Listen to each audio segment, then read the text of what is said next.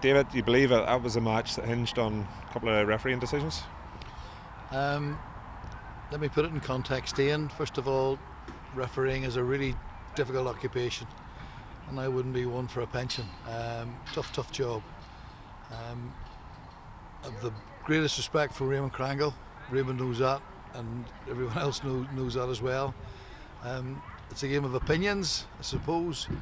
I can understand why Stephen McCulloch was sent off, although I didn't really see any great intent from Stephen with regards to looking to hurt someone.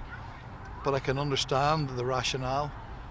What I have difficulty is that looking back at the footage and seeing the distance that Sean O'Neill was to the ball and that Paul O'Neill was away from the ball, I can't see any difference in the two challenges. And we don't want anybody to be sent off, but what we crave for is consistency. And ironically, Paul O'Neill then scores, I think, 2 goals and has a massive impact in the game.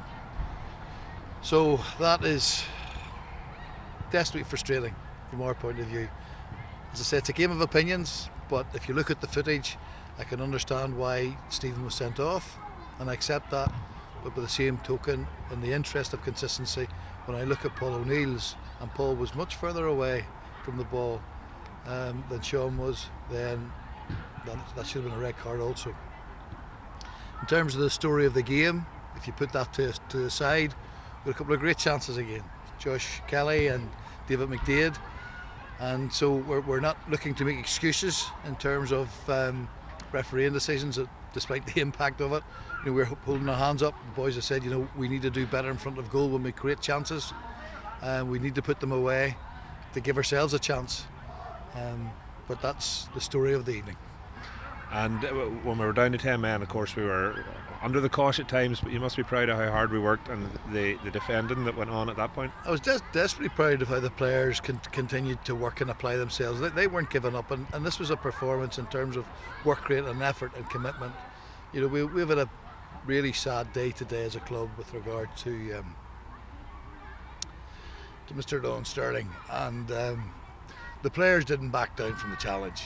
And he himself would have been proud of the efforts in the second half. We were just disappointed that we couldn't have got what we wanted to get. Sometimes in life that doesn't happen, but the one thing I can say is right to the last minute they kept going and going, and for that I'm grateful and very proud.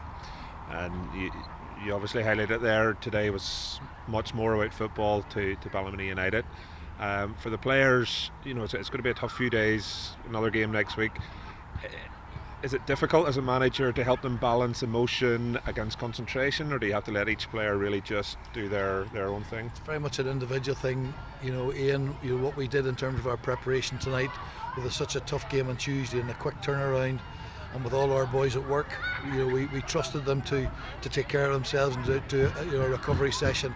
And their levels, their fitness levels tonight is testimony that they really did take care of themselves, and they worked desperately hard, particularly when they were down to 10 men. So over these next period, Don meant an awful lot to us all, and particularly to the players. There was nothing that they were ever left wanting for. Don always supplied and always organised and always did in his own quiet, unbelievable fashion. So these next couple of days obviously will be particularly difficult, but I think knowing Don Sterling, he would want players to go out and to stand up and be counted and to continue to give of their best for Ballymena United, and that's what we will all be striving to do.